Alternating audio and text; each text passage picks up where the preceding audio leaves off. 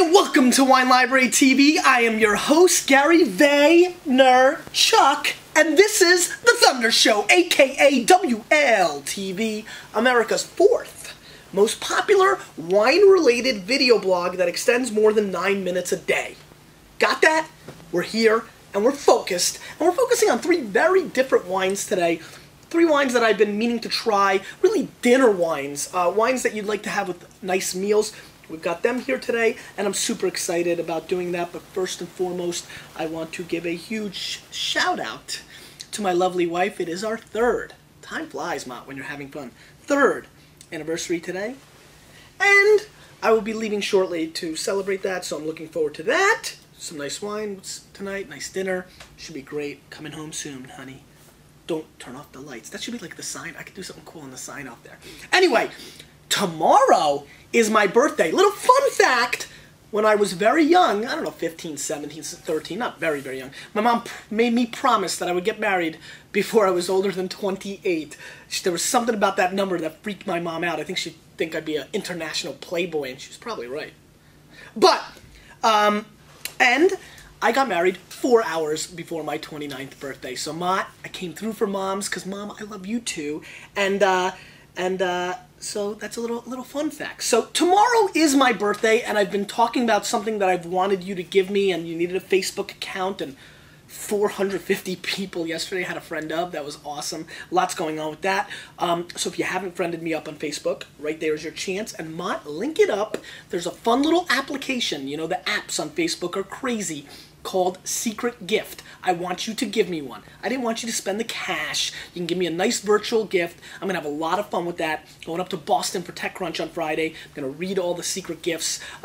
See it. It's pretty fun. I think you're going to like it. I've already been getting some because some people are smart and, you know, they've done the homework. So, if you can do anything for my birthday, besides make a donation to charity on my name, on my behalf, it would be to give me a virtual gift using Secret Gifts. Mott, lick it up. And one other thing. I'm going to ask you, this is a very personal thing, so bear with me. If you can do anything, I'd like you to flux me up. Flux me up. You'll notice on the video, there's a new little tab. Oh, thanks, Mott. Right, more here. Little tab that says F-Share. Click that. Everything else is self-explanatory. Little love never hurt on the birthday. And now, let's focus on the vino and get right into the Sepp Musser 2005 Riesling Gebling. This is a dry Riesling, 14% alcohol Riesling from Austria. 19 US dollars, 89 points, Wine Spectator. And I've been absolutely dying to try this wine. It is, you know, I'm very, very high on Austrian white wines. A lot of people know that we love the groovies, the GVs. Yeah, that is me and Liz Chitarin. That's pretty cool. Anyway, everybody is really focused on the groovy wines, you know, the Gruner Veltliners from Austria, but their Rieslings are absolutely sensational. And I've had a couple people that I highly respect that get hardcore on the Austrian wines. Dundorf. Big shout out to Dundorf in Austria. That have been telling me this wine rocks, Mott. And 89 point Spectator, that dreaded 89, that's like, it's like the Black Plague, but let's see what's going on. So, it's got some nice golden color. I mean, this definitely extremely reminiscent of early Hulk Hogan golden locks. Let's talk 82, 83, and then, you know, so, you know, beautiful in its color, little definitely Ric Flair kind of, you know, the golden highlights of a 1980s wrestler, definitely in the color scheme. Let's give it a little bit of a sniffy sniff. This is pretty. Aromatically exciting. Somebody called me out, and I've got to give them some credit. I talk so much about the bouquet, and we've had a couple of wines on WLTV where I give the bouquet, you know, a nice score or say nice things about it, and later the wine completely stinks, and we pan the wine. And then he came back and said, listen, you say the bouquet is such a big factor. It's like half the experience for you, so why would that be the final score of a 77? And it was a pretty good point. And it really shows why the actual rating is, you know, kind of difficult. And which is why I love this media. And I can't wait to Wine Library TV is not the only consistent wine show on the internets, because I think ultimately when video becomes a huge part of it, actually seeing the reaction and tasting notes I think is so much more powerful and popular, not popular, just powerful, than tasting notes or a subjective score. I mean, and so great point on that, and you know, keep it in mind. Let's give it a little bit of a snippy snip again because that was so good. This is gorgeous. I mean, beautiful butter covered, not butter, yeah, butter covered lemons. And if you've never had a butter covered lemon, then you are not from Wichita, Kansas. I'm just kidding. I'm going to get a bunch of emails. I'm from Wichita, Kansas. I have no idea. Just made that up because that's what I do.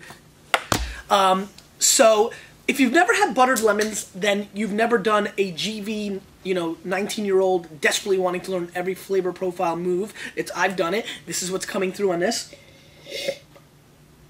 Little gooseberry, a little, you know, a little star fruit coming through as well. I also get hints of cantaloupe, but very sweet, like honeysuckle-esque cantaloupe coming through on the nose. Just gorgeous, melon-driven, without the watermelon, on the nose, and very, very, very pretty. Very pretty. Let's give it a whirl. Nice start.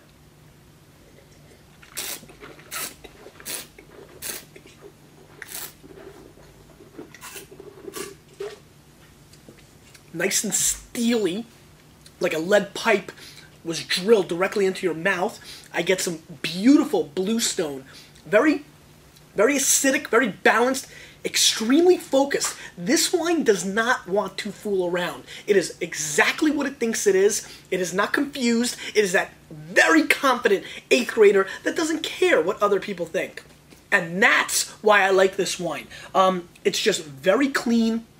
I love the back end acidity of lime peel on this wine. Very gorgeous structure all around. This is why I love this part of the world, where you can get white wines like this that make, I mean, if I could right now have some, you know, some squid or some, you know, sea urchin, actually I like a lot with this kind of wine, but, you know, squid, oysters, clams, shellfish for sure, any kind of fish, you know, Greek cuisine I find to be very pretty with this style of wine. This is very good, and this is room temperature, which is going to show a little bit more of the flaws. I know if you ice this up, like 99% of you do, you know, cold or in the fridge, I think you're going to find it even more pleasant, because I think it will take away some of the, you know, there's a little bit of sharp acidity throughout this wine.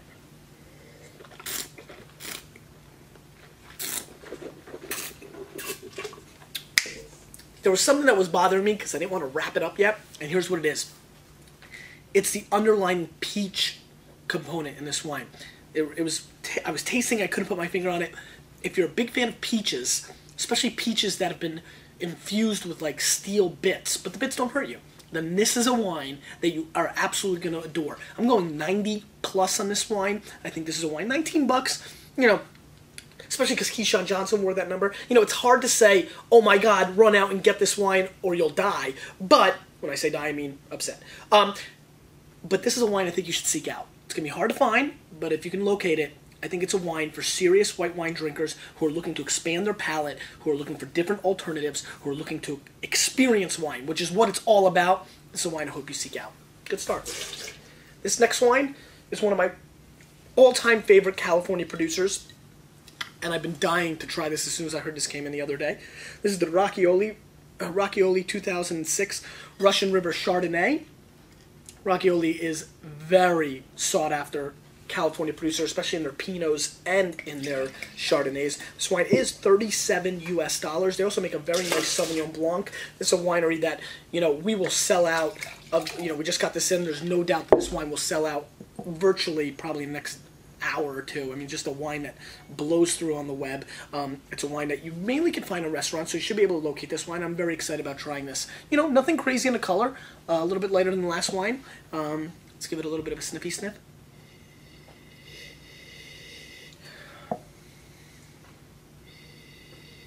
A little bit of like a charred wood kind of component coming through. I get some apple slices, very obvious Granny Smith apple slices coming through. Little hints of oak, butter, but nothing, no, very balanced. You know, not too, you know, obscene or over the top of the nose. Kind of a challenged nose. Nothing too crazy. Let's give it a whirl.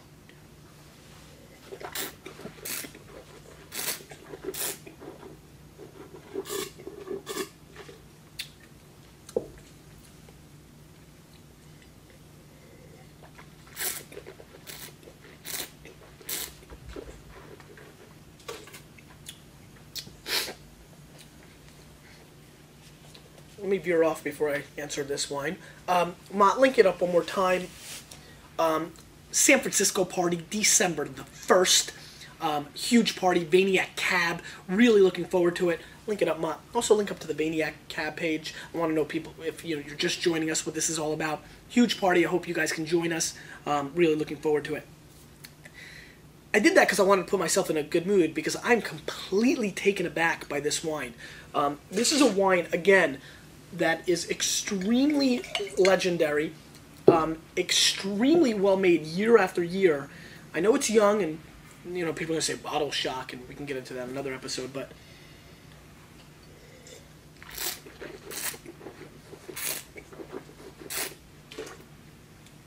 this is not a Chardonnay that I can recommend.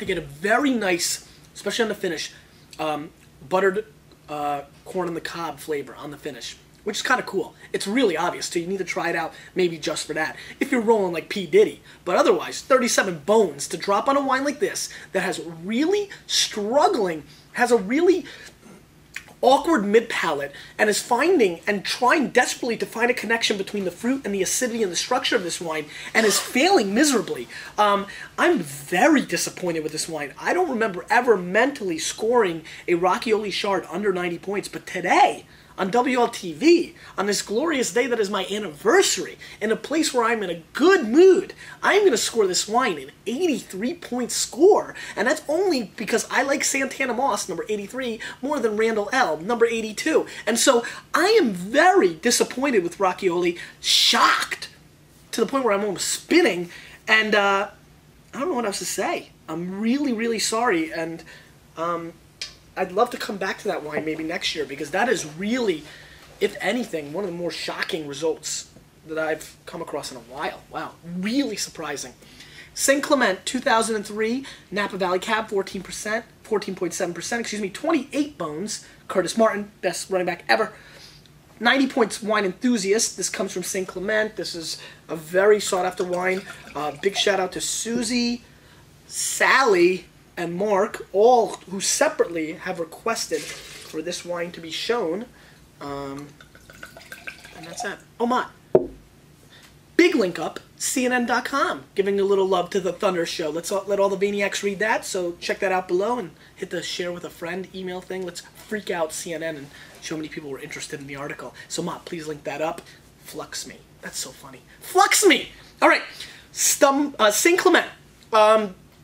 Really good producer. I've always been extremely fond of their wines because I think they're fair. This is a $28 Napa Cab, when a lot of its compadres from the old school have gone on to put out their wines at that $50 to $70 range when they were all 20 bucks about a decade ago. So big ups to St. Clement for keeping it real and keeping the price at a price point where a lot of people can splurge and enjoy. Let's not get it twisted. 28 bones is some cash. It's some loot. It is definitely a couple more than... I got excited. Then a couple of bones, so let's hold hands and talk about stories forever. Anyway, it's a very serious producer, 90 points Wine Enthusiast. 3 different people have asked me to taste this wine in the last week, all claiming it is the greatest thing since the Butter Bandit and the Oak Monster hooked up. And let's see what's going on with this wine. Sniffy sniff time. S squared, my friends. Nice, deep blackberry flavors coming through on the nose. There's a little bit of a milk chocolate component. We've been seeing a lot of dark chocolate lately on the WLTV Thunder Show. Just felt like saying that. But this is more of a milk component, almost like a whatchamacallit. This actually smells like blackberries on top of a whatchamacallit. And if you know anything about me, you know I'm big on whatchamacallits. Best candy bar on earth. Challenge me. Step up. Blind tasting. Let's do it. There's also little hints of rosemary, a little bit of pepper, and I'm getting a nice... There's a vegetal component to underlining. The oak is starting to come through a little bit as I twirl and whirl, and I'm worried that the Oak Monster is going to sabotage me tonight and take Lizzie out instead of me. So I'm a little concerned. And it's really starting to roll here a little bit, so let's give this a whirl.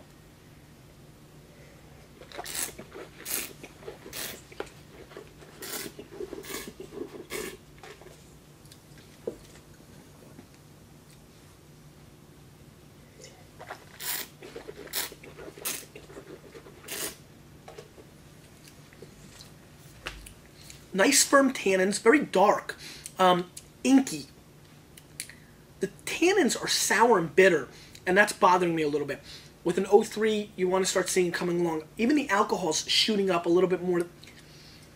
The finish is really weak on this wine, and that's really where we're starting. I couldn't kind of compose it there. We're going to backtrack for a second. This wine is awkward. A very alcoholic, bitter finish is going to make this a wine that a lot of people just aren't going to like, and it's as simple as that. I mean, even though I like the upfront lushness and the blackberry, and there is some really nice kind of like green leaves coming through, which are pretty to me. This is not a wine that I can see getting very popular. I'm really quite surprised that I've had such a push on people excited about this wine. Now, obviously, this wine will do a little bit better with food. This wine's been open for about 2 hours. I'm not sure if everybody else popped and poured and didn't let it kind of evolve into this. Could be a million different things, including the fact that we all have different palates and we need to embrace each other's palates, so no more "you're wrong" at a wine tasting, please, or I will send the Oak Monster to kick your face in. But I'm going to have to disagree with the wine enthusiasts and with the 3 fans. I'm going out on my own island. I'm not feeling this wine. It tastes a little bit fake. You know how I feel about that. The oak is a little bit higher than I'd like. But most importantly, that doesn't even bother me. It has some nice lushness and roundness, which I think is seducing people. I'm surprised that people have been able to overcome what I find to be a very bitter, tannic, awkward, alcoholic finish. I'm going to go 86 points in this wine and give it a pass. And finally, I'm going to surprise you. Rimon Pomegranate dessert wine from Israel. Pretty cool. The black label. A lot of people have been talking about pomegranate wine. Nobody loves pomegranates more than me. I'm going to tell you why. Long before pomegranates were way cool for school and the palm drink and all that came out, my mom's, because I guess pomegranates were huge in Russia, it's like the only thing we could grow or something, was always rolling deep with pomegranates. They used to stain my clothes hardcore. I loved them. Grenatas, as they were called. And I'm excited about tasting this wine. I think it rolls in about 25 bucks. Mom, we're going to have to link it up to their homepage or something. We don't... Yeah, they have a page. Let's link up to their homepage. Here, take it. Because I definitely... It's fine. I definitely... we don't carry it. But people have been asking. We located it. And now the pomegranate wine is on the Thunder Show. Let's give it a snippy snip. This smells like pomegranates. This smells exactly like pomegranates. And nothing else. That's that. Let's give it a whirl. Man, it really does smell like pomegranates. Even like the inside. Like I used to bite like the peel. It's crazy, but it was terrible. It's disgusting. It actually has a little bit of the peel smell in there.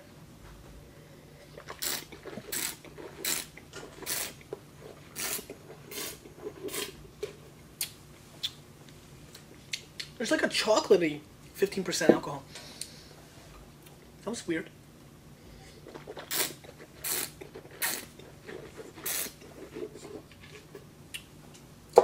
There's like really obvious pomegranate flavors. It really tastes like palm juice with some alcohol.